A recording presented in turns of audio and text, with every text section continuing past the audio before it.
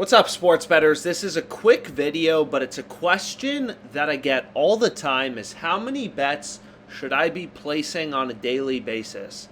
Should I be placing 3 bets, 5 bets, 10 bets, 20 bets, 50 bets? How many bets should I be placing?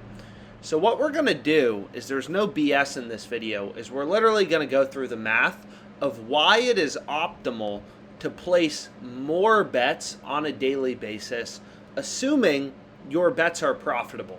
So the first thing I need to mention, literally before anything else, is all of this assumes your bets are actually profitable. Your bets have an edge, right? So I'm not saying your lock of the day, right? I'm not talking about locks or some BS. I'm talking about, do your plays actually have a mathematical edge over the sports book? Right? So if we think about sports betting, the way I view sports betting is I'm looking for coins that are weighted in my favor. I'm looking for plays with a mathematical edge over the sports book. So here you can see Jokic under 13.5 rebounds. This play is positive EV, or it is profitable. It has an edge on Prize Picks, right? You can get this at minus 119 odds on Prize Picks. All of the sports books are pricing this around minus 140. On average, we're getting minus 119 on Prize Picks, so we found an edge, right? This bet is profitable, so I want to place it. But again, everything we're going to be talking about in this video, it assumes your bets actually have an edge. Your bets have to be profitable. Because if your bets aren't profitable in the first place, you're never going to make money long-term sports betting. It doesn't matter if you're placing 3, 5, 10, 20, 100 bets a day. If you're a crappy sports bettor and you do not have an edge, you do not have a mathematical advantage over the sportsbook, then you shouldn't be betting. You should be placing 0 bets a day. It doesn't matter if you're placing 1 bet or 10 bets, you're going to lose money long term if you don't actually have an edge over the sportsbook. So that's the first thing you need to realize. Now the second thing, and again, that's a big if you're actually profitable, like when I talk about profitable betting, so if we go to my Twitter, so I can reload this, I'm not sure what's wrong with my internet, but a lot of people, they'll win 2 bets and then they think they're a profitable sports bettor. So this is my bet tracker on Pickett Sports. It was from, early December of last year. I posted this picture, and you can see I'm at 143K profit, 3.27% ROI, over 6,000 bets I've placed. Close to 7,000 bets I had placed at the time, right? So we're not talking about placing 5 bets or 6 bets. I'm talking about, do you have an edge over a large sample size of bets, thousands of bets, right? That's how you know you're a profitable bettor and you actually have an edge. Anybody can win a bet. The game always goes over or under. So literally a monkey blindly picking this game is going over or under is going to win 50% of their bets. So to prove that you actually have an edge over the sports books, you need to track your bets and show a positive ROI over a large sample size of wagers, right? But anyways, let's go back to the PowerPoint. So now, first of all, I made the first point very clear, hopefully. If you're a bad sports bettor and you don't have an edge and you don't know what you're doing, you should be placing 0 bets a day. If you do have an edge over a large sample size of bets, then it depends on everything else we're going to discuss in this video. If you don't know what you're doing sports betting, if you're not educated, if you don't understand positive EV betting, this isn't the video for you, right? Because if you don't have an edge, you shouldn't be placing 1, 2, or 100 bets a day. You should be placing 0, and you should be educating yourself. You should be learning, right? But anyways, so assuming you actually have an edge over the sports books, then it depends, right? It depends on, first of all, how many sports are going on, right? You can assume if there's NBA, NFL, if all sports are going on, MLB, right? College basketball, college football, there's going to be a lot more betting opportunities, right? If every sport is going on, some major tennis tournaments, maybe there's 5 million odds across sports books. Sports books can't keep everything in check. So if every sport is going on, there's more odds, there's more games to bet on, there's more player props to bet on, there's going to be more opportunities, right? There's going to be more profitable betting opportunities.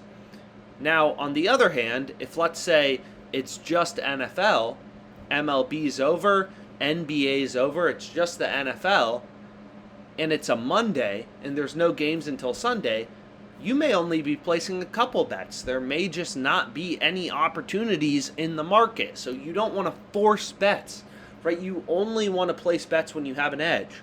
So there are some days as a sharp bettor where I've placed hundreds of bets in a day.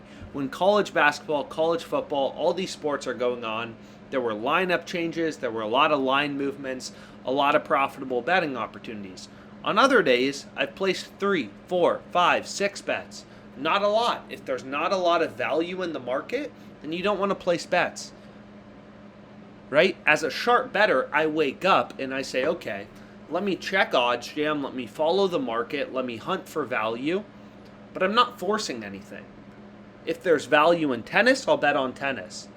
If there's only 2 NBA games and there's no profitable bets on any sports books that I can find, I'll have 0 NBA bets in a night. I'm literally just following the value. So, long story short, it depends on the sports calendar, what location you're in. Different states, different locations, different countries have different sports books, right? So if you're in New Jersey, you have more sports books available to you than basically anyone in the country.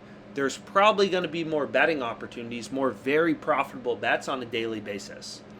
But anyways, assuming there's a lot of profitable bets out there, and you actually have an edge, you want to place as many bets as profitable as possible. More bets is objectively better because you're diversifying. Assuming all of your bets have an edge, you're diversifying your portfolio. It's like your own little hedge fund of mathematically profitable bets. It's literally the same reason as why you buy the S&P 500, an index fund, as opposed to putting all your money in Bitcoin, right? Very good investing advice, which you hear all the time, is put your money in an index fund, diversify, whatever. It's no different as a sports bettor. Hedge funds, they don't have all their money in one stock, right? Real estate investment companies, they don't have all their money in one frickin' property. It's all about diversifying, right? If you have an edge, you want to be diversified still. So we can go through an example. You know, let's say you have a coin, and this coin is weighted. This coin is not a fair coin. It is weighted. It's 53% to show up on heads.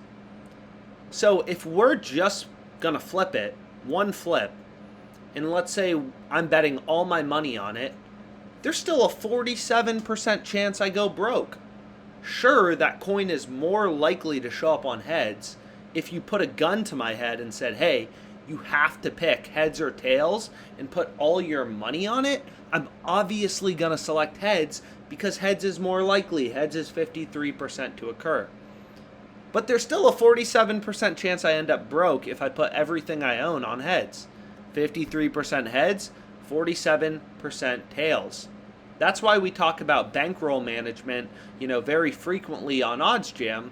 And kind of what's most common for bankroll management is the Kelly criterion, right? The Kelly multiplier, the Kelly criterion is kind of the industry standard for what is mathematically optimal to manage your bankroll. So let's keep going. But long story short, you obviously want to manage your bankroll. You don't want to put all your money on one profitable bet. Like this bet on Jokic from the OddsJam positive expected value tool, it's profitable under 13.5 rebounds at such an incredible price of minus 119, but I'm not putting all my money on it. Even if I could, I'm not going to do that, right? Like, that's foolish. Now, on the other hand, we can look at a binomial calculator. So let's say, heads is 53% to occur, right? Tails is 47%. So let's say we flip this coin 1,000 times, and we want to know what's the probability we end up money. So if we're flipping this coin for, say, looks like this calculator isn't loading, but I have some screenshots of it. So let's say we're flipping, this coin 1,000 times. Then I'd pick heads every time, and I feel very comfortable putting, let's say 5% of my bankroll on heads, which is 53% to occur, right? So the reason is, as you increase your sample size, as you place more and more bets, if you have an edge or if you don't have an edge, the variance goes away. You realize your profit margin. So long story short, a better way to put this that was kind of poorly explained is if we flip a coin once, right? If we just flip it one time, what shows up more frequently, heads or tails? It's going to be 53% heads, 47% tails. If we flip that coin, which is 53%, it is weighted 53% to show up on heads. If we flip that coin 10,000 times, then it's basically in 100% certainty that that coin is going to show up on heads more frequently than tails. That's called the law of large numbers, right? It basically just means someone who puts their money on tails once, they can get lucky, it can show up tails, but over the course of a very large sample size, the coin is statistically guaranteed to show up on heads more frequently because heads is 53% to occur. The coin is literally weighted heads 53% of the time. So if you flip that coin 10,000 times, it's not showing up on tails more frequently.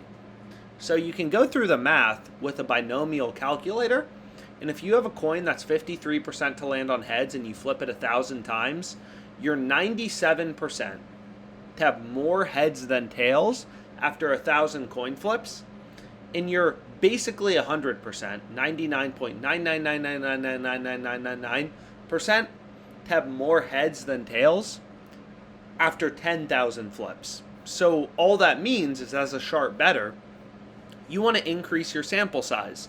More bets means you're basically mathematically guaranteeing that you're gonna be profitable. Assuming you have an edge, more bets, you're diversifying your portfolio of sharp, mathematically profitable bets with an edge. So more bets just ensures you're in the green, right? So it's why I haven't had a losing year yet. I rarely have a losing month. All of my plays have an edge. Not everyone is going to win, but because I have a large sample size of bets, the variance goes away. I have bad beats, lucky wins, whatever you want to mention, and I'm just printing money, right? Diversification. So hopefully this video was helpful. Any questions you have, let me know. Let's make money.